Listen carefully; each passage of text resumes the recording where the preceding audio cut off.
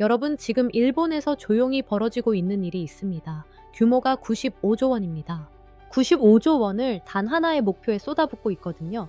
그 목표가 뭔지 아십니까? 바로 한국 반도체를 따라잡는 겁니다. 언론에서는 크게 다루지 않습니다. 그런데 이 숫자를 처음 봤을 때 저는 솔직히 소름이 돋았습니다. 왜냐하면 일본은 한번 작심하면 반드시 해내는 나라거든요. 40년 전에도 그랬습니다. 그때 일본이 반도체에 올인했을 때 전 세계가 당했습니다. 지금 일본이 또 그 스위치를 켰어요. 오늘 영상을 끝까지 보시면 세 가지를 알게 됩니다. 첫째, 일본이 지금 반도체에 쏟아붓는 돈이 얼마나 무서운 규모인지. 둘째, 그런데도 삼성이 이길 수밖에 없는 결정적인 이유. 셋째, 이 전쟁이 여러분의 노후에 어떤 방식으로 연결되는지입니다. 이 세 가지 오늘 전부 가져가십시오. 먼저 과거로 잠깐 돌아가겠습니다. 1988년입니다. 그때 일본 반도체 기업들이 전 세계 반도체 매출에서 차지하는 비중이 51%였습니다. 세계 반도체 시장의 절반 이상을 일본이 쥐고 있었다는 얘기입니다. 지금의 삼성전자, SK하이닉스 자리를 일본이 하고 있었던 거예요. NEC, 도시바, 히타치, 후지츠, 이 이름들이 곧 반도체의 상징이었습니다. 일본이 만들면 세계가 샀어요. 그런데 지금은 어떻습니까? 일본의 반도체 점유율이 10%로 쪼그라들었습니다. 51%에서 10%로요. 그 자리를 한국이 빼앗았습니다. 삼성이 빼앗았습니다. 어떻게 이렇게 됐냐고요? 미국이 개입했습니다. 1986년 미일 반도체 협정이라는 게 있어요. 간단히 말하면 너희가 너무 잘 나가니까 시장 내놔라는 정치적 압박이었습니다. 일본이 그걸 버텨내는 동안 한국의 삼성이 틈을 파고들었어요. 일본이 주춤하는 사이 삼성은 메모리 반도체에 올인했고 결국 1위 자리를 차지했습니다. 일본 입장에서는 30년의 수치입니다. 잃어버린 30년이라는 말 들어보셨죠? 경제 전반에 쓰는 말이지만 반도체에서 특히 그 말이 뼈 아프게 맞는 겁니다. 세계 1위였던 나라가 30년 만에 10%로 쪼그라들었으니까요. 그런데 지금 일본이 달라졌습니다. 완전히 달라졌어요. 가만히 앉아서 지켜보던 일본이 드디어 칼을 뽑았습니다. 일본 정부가 2022년에 라피더스라는 회사를 만들었습니다. 단순한 민간 기업이 아닙니다. 소니, 소프트뱅크, 도요타, NTT, 그리고 일본 3대 메가뱅크가 전부 달려들었어요. 여기에 일본 정부가 직접 최대 주주로 들어갔습니다. 국가 차원의 도박을 시작한 겁니다. 처음에 8개 기업이 모였는데 지금은 30개가 넘었어요. 일본 재계가 총출동한 겁니다. 목표도 명확합니다. 2027년까지 2나노 반도체를 자국에서 직접 양산하겠다는 거예요. 2나노가 뭔지 잠깐 설명드리면 지금 여러분 손에 있는 스마트폰 안에 들어있는 반도체 칩, 그 안에 있는 부품 하나의 크기가 머리카락 굵기의 5만 분의 1입니다. 그게 2나노예요. 이 기술로 대량 생산을 할 수 있는 기업이 전 세계에 손꼽을 정도인데 일본이 2년 안에 그걸 해내겠다고 선언한 겁니다. 돈이 얼마나 들어갔냐고요? 지금까지 확정된 지원액만 2조 9천억 엔입니다. 한국 돈으로 27조 원이에요. 그런데 이게 끝이 아닙니다. 2026년에만 추가로 1조 엔, 2027년에도 또 추가 지원입니다. 2031년까지 총 7조 엔 이상을 쏟아붓겠다는 계획입니다. 65조 원입니다. 여기에 일본 3대 은행이 2027년 이후 최대 2조 엔의 대출까지 추가로 준비하고 있어요. 더하면 95조 원 규모입니다. 대한민국 1년 예산이 600조 원 정도인데 일본이 반도체 하나에 그 6분의 1을 쏟아붓겠다는 겁니다. 숫자를 또 달리 비교해보면 우리나라 국방 예산이 1년에 60조 원 정도예요. 일본이 반도체에 쏟는 돈이 우리나라 국방 예산의 1.5배가 넘는 겁니다. 이걸 보시면서 어떤 생각이 드십니까? 저는 처음에 솔직히 불안했습니다. 삼성이 괜찮을까 싶었거든요. 그런데 숫자를 더 파고들수록 생각이 바뀌었습니다. 지금부터 그 이야기를 드릴게요. 라피더스 이야기를 좀 더 해야 합니다. 홋카이도 치토세 들어보셨습니까? 지금 그 벌판에서 공사가 한창입니다. 라피더스의 첫 번째 2나노 반도체 공장 IIM1이 올라가고 있거든요. 이 공장에 네덜란드 ASML의 EUV 노광 장비가 들어옵니다. 이 장비 하나 가격이 수천억 원이에요. 이게 없으면 2나노 반도체를 아예 만들 수 없는 핵심 장비입니다. 그 공장 주변에 기업들이 몰려들고 있어요. 관련 기업 16곳이 이미 치토스의 거점을 잡았고 13개 기업이 추가로 들어오겠다고 손을 들었습니다. 반도체를 만드는 데 필요한 소재 회사, 장비 회사, 설계 회사들이 한 곳에 모이는 겁니다. 홋카이도 하나가 반도체 밸리가 되고 있어요. TSMC도 빠질 수 없죠. 일본 구마모토에 TSMC 공장이 들어왔는데 처음엔 6나노로 계획했다가 3나노로 업그레이드 했습니다. 투자 규모도 122억 달러에서 170억 달러, 24조 원으로 불어났어요. 일본 정부가 거기다 7조 원 보조금을 얹어줬습니다. 도쿄에는 올 가을 AI 반도체 설계 허브까지 열립니다. 1조 2천억 원짜리 허브예요. 설계부터 제조, 패키징까지 일본 안에서 다 해결하겠다는 그림입니다. 한마디로 일본이 반도체 생태계 전체를 새로 만들고 있는 겁니다. 이건 단순한 공장 하나 짓는 게 아니에요. 판을 통째로 바꾸려는 시도입니다. 여기서 잠깐 여러분 통장 이야기를 해야겠습니다. 반도체 시장은 제로섬입니다. 일본이 점유율을 가져오면 누군가가 잃어요. 그 누군가가 어딥니까? 한국입니다. 삼성입니다. 일본 뉴스가 나올 때마다 삼성전자 주식 들고 계신 분들이 불안한 이유가 바로 이거예요. 그런데 정말 그게 전부일까요? 지금부터가 진짜 이야기입니다. 그런데 이 지점에서 언론이 잘 안 다루는 사실이 있습니다. 일본이 쏟아붓는 95조 원의 목표가 뭔지 정확히 알아야 합니다. 2027년에 2나노 반도체를 양산하는 겁니다. D나노가 뭐냐고요? 지금 삼성이 이미 하고 있는 겁니다. 삼성전자는 이미 2나노 공정에서 수율 50%를 돌파했습니다.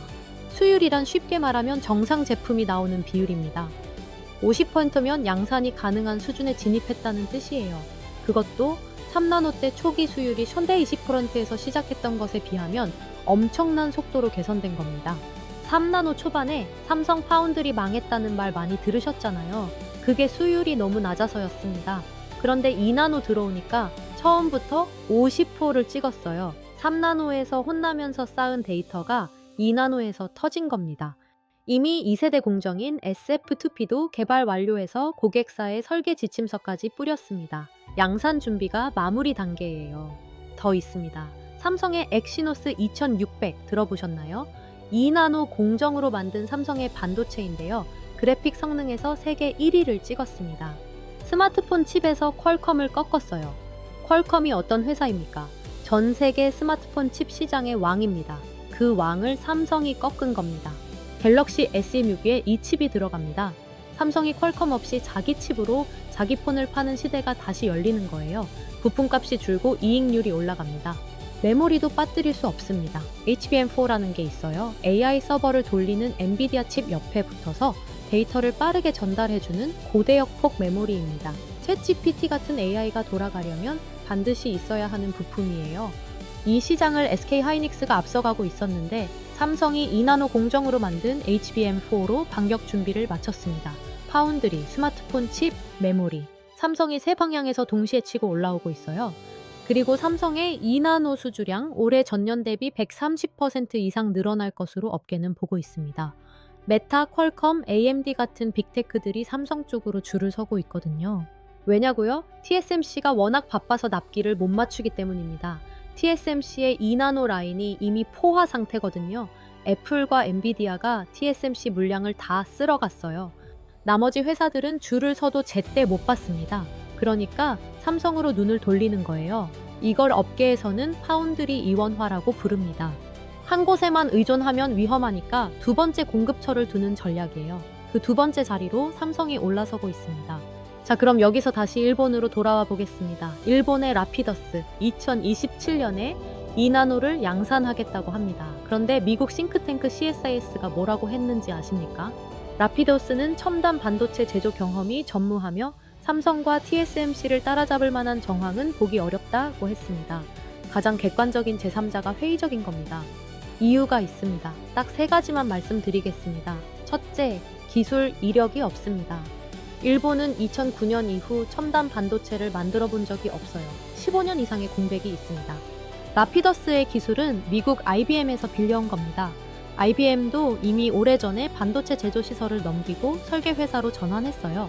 그 IBM의 기술을 라이선스 받아서 시작하는 겁니다. 삼성은 그 공백 기간 동안 매일 반도체를 만들면서 노하우를 쌓았습니다. 실패하면서 배운 데이터가 수십 년어치 쌓여 있어요. 이건 돈으로 살 수 없습니다. 둘째, 고객이 없습니다. 엔비디아가 있습니까? 애플이 있습니까? 없습니다. 아무리 뛰어난 공장을 만들어도 주문이 없으면 빈 공장입니다. 일본 반도체 쇠퇴의 근본 원인이 바로 이것이었거든요. 엔비디아 같은 팹리스 설계 회사가 없다는 것. 공장만 있고 고객이 없으면 돌릴 수가 없어요. 이 구조적 문제가 지금도 여전히 해결이 안 됐습니다. 삼성은 이미 메타, 퀄컴, AMD가 줄을 서 있고요. 셋째, 돈이 아직 절반도 없습니다. 라피더스가 실제로 양산까지 가려면 5조 엔, 47조 원이 필요합니다. 지금 확보된 게 얼마냐면 약 절반 수준입니다. 나머지는 아직 어디서 올지 모르는 거예요. 공장 다 짓고 나서 돈이 떨어지면 그때부터가 진짜 문제입니다. 그러면 여기서 한 가지 소름 돋는 역설이 생깁니다. 일본이 95조 원을 쏟아부으면 부을수록 아이러니하게도 삼성에게 유리한 상황이 만들어집니다. 지금 전 세계 반도체 패권 경쟁이 과열되면서 일어나는 일이 있습니다. TSMC 하나로는 감당이 안 된다는 겁니다. 전 세계 최첨단 반도체의 70% 이상이 대만 TSMC 한 곳에서 나오는데 대만 해협에서 전쟁이 나면 AI 혁명이 멈추고 스마트폰이 멈추고 자동차가 멈춥니다. 그래서 미국, 일본, 유럽이 모두 공급망 다변화를 외치고 있어요. TSMC가 바쁘면 바쁠수록 지정학 리스크가 커질수록 글로벌 빅테크들은 대안을 찾습니다. 그 대안이 삼성입니다. 인텔은 아직 부활이 불투명하고 라피더스는 2027년에도 수율이 확보될지 미지수입니다. 결국 TSMC 다음으로 믿을 수 있는 곳은 삼성밖에 없는 겁니다. 메타가 삼성으로 오고 있습니다. 퀄컴이 삼성으로 오고 있습니다. AMD도 마찬가지입니다. 반도체 전쟁이 커질수록 삼성의 몸값이 올라가는 구조가 만들어지는 겁니다. 일본이 달려올수록 삼성이 더 강해지는 역설. 이게 지금 실제로 벌어지고 있는 일입니다. 이제 이게 왜 여러분의 이야기인지 말씀드리겠습니다. 지금 대한민국 50대, 60대 분들의 노후를 생각해 보십시오. 퇴직금이 있으시죠? 연금이 있으시죠? 그리고 어딘가에 모아둔 자산이 있으시죠? 그 자산의 가치가 어디서 결정됩니까? 대한민국 경제가 살아있어야 합니다. 대한민국 경제의 핵심이 뭡니까? 반도체입니다. 수출의 20% 이상이 반도체거든요. 일본이 95조를 쏟아붓는데 삼성이 흔들리면 어떻게 됩니까? 코스피가 흔들립니다. 원화 가치가 흔들립니다. 여러분의 노후가 흔들립니다. 반대로 삼성이 이 전쟁에서 이기면 어떻게 됩니까? 빅테크 수주가 늘어납니다. 반도체 수출이 늘어납니다. 대한민국 경제의 허리가 굵어집니다. 여러분의 노후가 단단해지는 겁니다. 지금 삼성전자 주가가 어딘지 아십니까? 3월 3일 기준 55,000원대입니다. 2021년 최고가 96,000원에서 반토막난 수준이에요. 그런데 2나노 수율 50% 돌파, 엑시노스 세계 1위, 수주 130% 증가. 이걸 동시에 해낸 회사의 주가가 고점 대비 절반입니다. 이 숫자들이 단순한 기술 뉴스가 아닌 겁니다. 시장은 이 지표들을 삼성의 부활 신호로 해석하기도 하지만 여전히 일본의 추격 속도는 무섭습니다.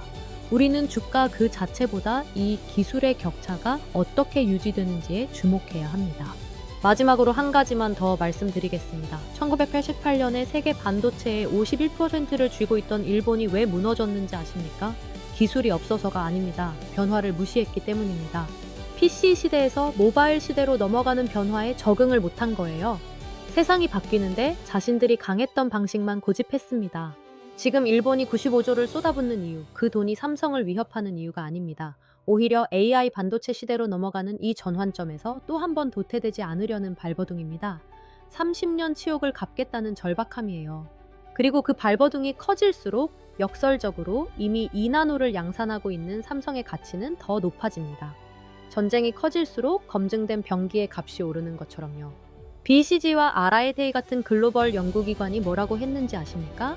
메모리 중심 경쟁력에 안주한 한국도 일본의 전철을 밟을 수 있다고 경고했습니다. 이 경고가 삼성에게 전달됐는지, 삼성이 이미 움직이고 있는지, 그게 이 영상에서 제가 드리고 싶은 마지막 질문입니다. 여러분은 어떻게 보십니까? 일본의 95조 원 물량 공세가 삼성의 2나노 초격차를 결국 무너뜨릴 수 있을까요? 아니면 삼성의 수율 50%가 거대한 방어벽이 될까요? 여러분이 삼성전자 CEO라면 지금 어떤 전략을 세우시겠습니까? 지금까지 V플로우였습니다. 감사합니다.